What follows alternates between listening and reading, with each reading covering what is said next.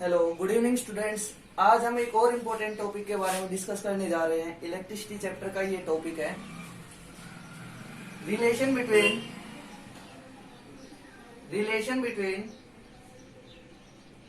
Current and drift velocity.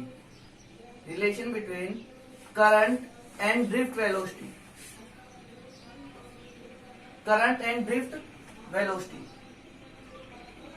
तो आपको पता है ड्रिफ्ट वेलोसिटी को हम रिप्रेजेंट करते हैं वीडी से। तो आपको ये क्लियर होना चाहिए कि करंट को रिप्रेजेंट करते हैं हम आई से और ड्रिफ्ट वेलोसिटी को रिप्रेजेंट करते हैं वीडी से। इट मींस हमारे पास एक ऐसा फॉर्मूला आएगा जो इन दोनों के बीच में रिलेशन बताएगा। अब हम स्टार्ट करते हैं। तो सबसे पहले हम क्या करेंगे, कंडक्टर लेंगे।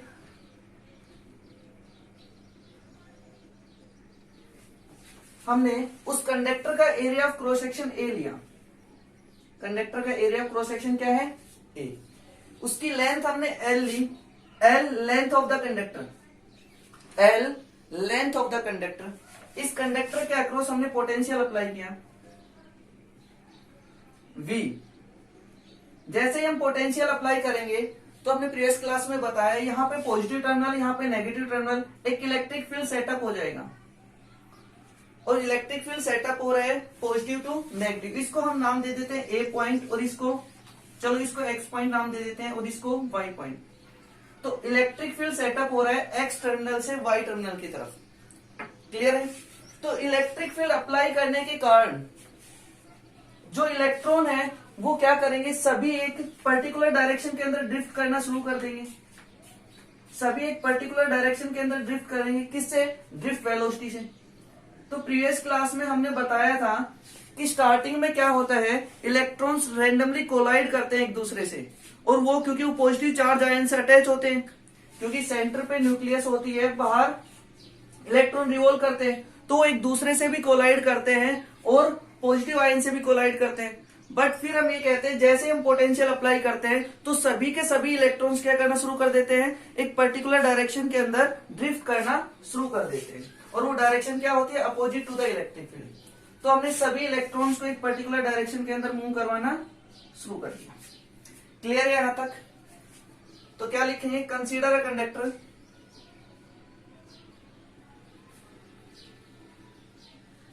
having length L and area of cross section A। हमारे पास एक कंडक्टर है जिसकी लेंथ L है, हमने ली है, area of cross section A है। क्रॉस सेक्शन एरिया का मतलब समझते हो, एक तरीके से थिकनेस, ये सर्कुलर शेप में, ये एरिया ऑफ क्रॉस सेक्शन है हमारे पास। तो area of cross section A। और हम क्या ले रहे हैं, N, number of electron density.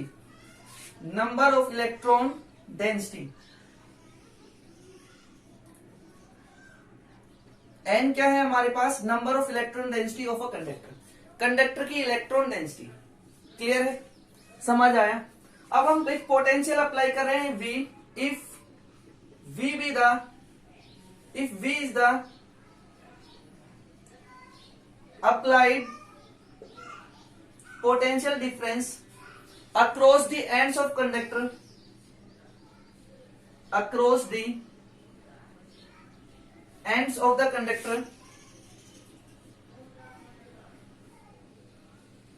then a electric field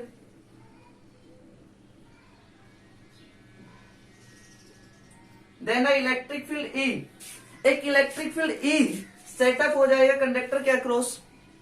Then an electric field E is set up across the conductor.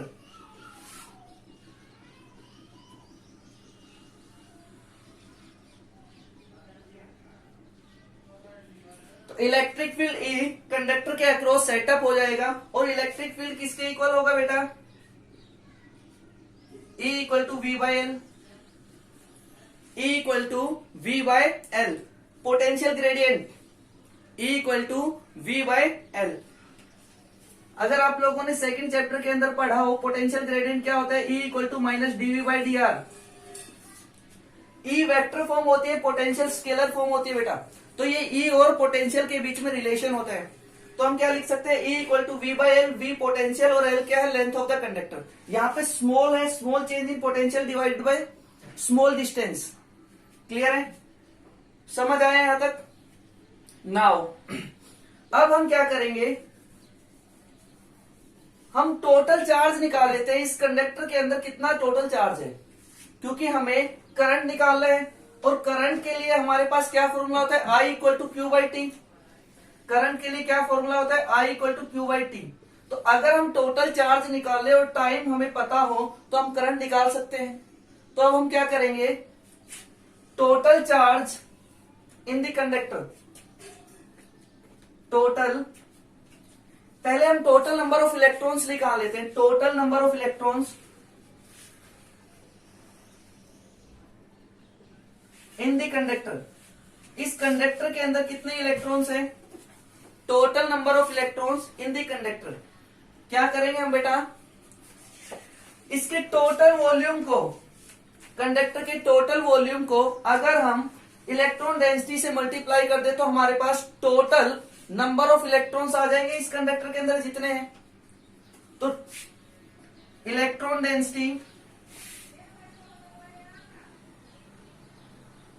Into electron density को किससे मल्टीप्लाई करें हम, वॉल्यूम से। देखो बेटा, इलेक्ट्रॉन डेंसिटी का मतलब क्या है, number of electrons per unit volume. Suppose करो ये मेरे पास कंडक्टर है, इसके यूनिट वॉल्यूम के अंदर कितने इलेक्ट्रॉन्स है उसे कहेंगे हम इलेक्ट्रॉन डेंसिटी। और अगर हमें सभी वॉल्यूम, पूरे वॉल्यूम का पता है तो मैं इलेक्ट्रॉन डेंसिटी को वॉल्यूम से मल्टीप्लाई कर दूं तो टोटल नंबर ऑफ इलेक्ट्रॉन्स आ जाएंगे मेरे पास। इज इट क्लियर और नॉट? अगर मैं टोटल वॉल्यूम को इलेक्ट्रॉन डेंसिटी से मल्टीप्लाई कर दूं तो मेरे पास क्या आ जाएंगे, number of electrons present in the conductor. Simple सी बात है, इधर ध्यान दो एक बार। इलेक्ट्रॉन डेंसिटी क्या होगी, टोटल नंबर ऑफ इलेक्ट्रॉन्स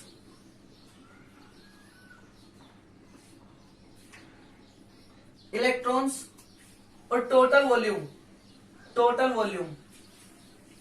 अगर मेरे को टोटल नंबर ऑफ इलेक्ट्रॉन्स निकालने तो इधर आ जाएगा, मल्टीप्लाई हो जाएगा। डेंसिटी ऐसे ही तो निकालते हैं, मास डेंसिटी निकालते हैं तो टोटल मास अपन में टोटल वॉल्यूम। सिमिलरली यहाँ पे total number of electron divided by total volume किसके इक्वल होगा, इलेक्ट्रॉन डेंसिटी के। अगर हमें टोटल नंबर ऑफ इलेक्ट्रॉन्स निकालने तो क्या करना पड़ेगा हमें, इलेक्ट्रॉन डेंसिटी इंटू वॉल्यूम। अब हमारे पास इलेक्ट्रॉन डेंसिटी कितनी है बेटा, n, और वॉल्यूम कितना है इस कंडक्टर का, a एरिया और l लेंथ। तो ये हमें वॉल्यूम की डायमेंशन देगा, एरिया इंटू लेंथ। तो ये टोटल इलेक्ट्रॉन्स आ गए इस कंडक्टर के अंदर। अब एक इलेक्ट्रॉन पे चार्ज कितना होता है, E, तो टोटल इलेक्ट्रॉन पे चार्ज कितना हो जाएगा, तो total charge on the electrons, total charge कितना होगा बेटा इलेक्ट्रॉन्स के ऊपर, हम उसको मल्टीप्लाई कर देंगे, E into NaL, E into NaL। अगर हम इसको माइनस माइनस ये ले लेते हैं, क्यों, क्योंकि इलेक्ट्रॉन पे चार्ज कितना होता है, नेगेटिव लेते हैं। E क्या होता है, एलिमेंट्री यूनिट ऑफ चार्ज, किसके इक्वल होता है, 1.6 इंटू 10⁻⁻19 कूलम। प्रोटॉन पे भी इतना ही मैग्नीट्यूड होता है, इलेक्ट्रॉन पे भी इतना ही मैग्नीट्यूड होता है। डिफरेंस क्या होता है, प्रोटॉन पे पॉजिटिव लेते हैं और इलेक्ट्रॉन पे क्या लेते हैं, नेगेटिव लेते हैं। तो मैंने यहाँ पे माइनस ये लगा दिया, तो टोटल चार्ज आ गया हमारे पास। अब हमें चाहिए T। हम क्या करते हैं, if T is the time taken by the electrons to cross the L length of the conductor। हमने T टाइम लिया है कि वो टाइम जिसके अंदर सपोज करो कोई इलेक्ट्रॉन्स यहां पे है, इस वाले फेज के अंदर कोई इलेक्ट्रॉन्स है और वो इलेक्ट्रॉन्स यहां से मूव करता हुआ कंडक्टर के बिल्कुल एंड के ऊपर है, वो इलेक्ट्रॉन यहां से मूव करता हुआ यहां तक पहुंच जाता है, यहां से मूव करता हुआ यहां तक पहुंच जाता है, वाई टर्मिनल से एक्स टर्मिनल तक पहुंच जाता है उस टाइम के अंदर। तो वो टाइम क्या होगा, L लेंथ, क्योंकि उसने कितनी डिस्टेंस ट्रेवल की, L डिवाइडेड बाय वीडी, क्योंकि टाइम क्या होता है, डिस्टेंस अपॉन में स्पीड। तो स्पीड क्या है, उसकी एवरेज स्पीड ड्रिफ्ट वेलोसिटी, और डिस्टेंस क्या है एल। अब ये समझो, कोई इलेक्ट्रॉन्स यहां पे था, टी टाइम में यहां तक पहुंच गया, तो इस वाले वॉल्यूम के अंदर जितने भी इलेक्ट्रॉन्स होंगे सभी के सभी इलेक्ट्रॉन्स फ्लो कर जाएंगे उस टाइम के अंदर। इस वाले टाइम के अंदर जितने इलेक्ट्रॉन्स इस कंडक्टर के अंदर है सभी के सभी इलेक्ट्रॉन्स फ्लो कर जाएंगे। जो इलेक्ट्रॉन्स सपोज करो इस फेज के अंदर था, इस प्लेन के अंदर थे, वो सारे इलेक्ट्रॉन्स यहां तक पहुंच गए, तो इस टाइम इंटरवल के अंदर जो इसके अंदर इलेक्ट्रॉन्स है कंडक्टर के अंदर, सारे के सारे इलेक्ट्रॉन्स बाहर आ जाएंगे। क्लियर हो गया? इसलिए टाइम क्या आ गया हमारे पास, एल अपॉन में वीडी। क्लियर है? यहां तक समझ आया? तो चार्ज कितना आया हमारे पास, minus e into n a l, और टाइम क्या है, l divided by v d. And we know that charge का, करंट का फॉर्मूला क्या होगा, total charge divided by total time, total charge divided by total time. तो कितना चार्ज फ्लो किया, इसको हम इक्वेशन फर्स्ट नाम दे देते हैं, इसको हम इक्वेशन सेकंड नाम दे देते हैं। Using equation first and second,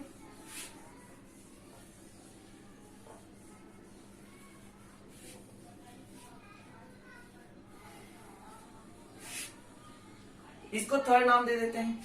तो from equation first, second and third, equation first, second और थर्ड से अगर हम देखें तो हमारे पास आई क्या आ जाएगा, टोटल चार्ज किसके इक्वल आया था बेटा, minus e n a v minus e n a l divided by time, time किसके इक्वल है, एल डिवाइडेड बाय वीडी। तो एल से एल कैंसिल आउट हो गया, वीडी ऊपर चला जाएगा, minus e n a v d. तो हमारे पास करंट किसके इक्वल आया बेटा, I equal to minus e n a v d. यहां पे देखो आई क्या है, current, e elementary unit of charge, N number of electron density, n क्या है, electron density, A area of cross section, और वीडी ड्रिफ्ट वेलोसिटी। क्लियर है बेटा? तो ये क्वेश्चन हमारे पास आ सकता है, relation between current and drift velocity. आपको क्लियर होना चाहिए, करंट का एक फॉर्मूला हो गया I equal to Q by t, और दूसरा फॉर्मूला हम पढ़ेंगे I equal to n e a v d. Clear है? यहां तक समझ आया? अब हम इसको आगे सोल्व करते हैं, आगे सोल्व करते हैं इसको। देखो I equal to n e a v D,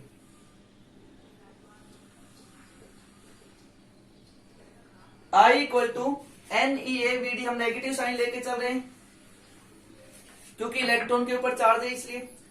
और ड्रिफ्ट वेलोसिटी क्या होती है, ड्रिफ्ट वेलोसिटी जो हमने प्रीवियस क्लास में पढ़ी थी, माइनस ई टाउ अपॉन में एम, माइनस ई टाउ अपॉन में एम। अब इन दोनों इक्वेशन को, इस ड्रिफ्ट वेलोसिटी की वैल्यू को यहां पे पुट करता हूं। Now I equal to minus n e a, और ड्रिफ्ट वेलोसिटी के प्लेस पे इसको पुट करते हैं, क्या हो जाएगा, माइनस ई टाउ अपॉन में एम, माइनस से माइनस कैंसिल आउट हो जाएगा, आई इक्वल टू एन ई और ई स्क्वायर ए ई टाउ अपॉन में एम। अब हम ई को क्या लिख सकते हैं, हमने फर्स्ट समझाया था आप लोगों को, ई किसके इक्वल होगा, वी बाई एल के। अगर हम इसको यूज करें तो I equal to n e square A v tau, e को क्या लिखा है, वी बाई एल। क्यों? क्योंकि ई इक्वल टू क्या होता है, वी बाई एल। क्लियर है बेटा? यहां तक समझ आया? देखो यहां तक, n e square A v tau l by m. Now अब हम इसको आगे फिर सोल्व करते हैं। आगे सोल्व करेंगे तो ये v है और ये i है, मैं i को इसके डिनोमिनेटर में ले आऊं तो v बाई आई, ये डिनोमिनेटर में था, इधर आके क्या हो जाएगा, न्यूमरेटर में मल्टीप्लाई हो जाएगा ml डिवाइडेड बाय क्या बचा, n e square a tau, n e square a tau. और हमें पता है v बाई आई किसके इक्वल होता है, v बाई आई किसके इक्वल होते हैं, v बाई आई इक्वल होता है ओम्स लॉ से, देखो v इक्वल टू क्या होता है I R, v equal to क्या होता है आई आर, तो v बाई आई किसके इक्वल होगा r के, v बाई आई किसके इक्वल होगा r के, एंड v बाई आई किसके इक्वल होगा r के। क्लियर है बेटा। और ये सब चीजें किस चीज के लिए कांस्टेंट होगी, जब हमें एक पर्टिकुलर टेम्परेचर दिया होगा और एक पर्टिकुलर प्रेशर दिया होगा। क्लियर हो गया। तो हम क्या लिखेंगे, दोनों को कंपेयर करेंगे तो R इक्वल टू, ये भी V बाई आई है, ये भी V बाई आई है, दोनों को कंपेयर कर देते हैं ml n e square a tau. और ये क्या है, कांस्टेंट है, किसके लिए, constant at a particular temperature.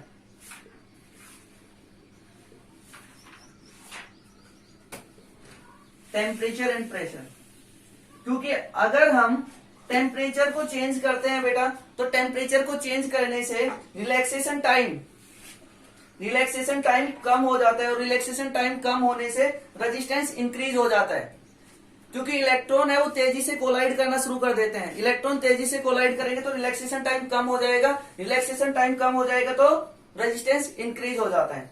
अब हम R को क्या लिख सकते हैं बेटा, rho L by m l n e square A tau. L से L कैंसिल हो गया, A से A कैंसिल हो गया, रजिस्टिविटी किसके इक्वल आ गई, M अपॉन में n e square tau, m upon में एन ई स्क्वायर टाउ। तो रजिस्टिविटी हमारे पास किसके इक्वल आई, rho equal to m divided by n e square tau के इक्वल आई। क्लियर हो गया, समझ आया। तो बेटा रजिस्टिविटी शेप और साइज के ऊपर डिपेंड नहीं कर रही, क्या रजिस्टिविटी लेंथ और एरिया के ऊपर डिपेंड कर रही है, नहीं। रजिस्टिविटी किसके ऊपर डिपेंड करेगी, रिलैक्सेशन टाइम के ऊपर। जैसे हम 10th क्लास में पढ़ते थे, रजिस्टिविटी नेचर ऑफ मटेरियल के ऊपर डिपेंड करती है। क्लियर है। तो रजिस्टिविटी किसके ऊपर डिपेंड करेगी, रिलैक्सेशन टाइम के ऊपर डिपेंड करेगी, रजिस्टिविटी इलेक्ट्रॉन डेंसिटी के ऊपर डिपेंड करेगी। क्लियर है बेटा, ओके बेटा, थैंक यू।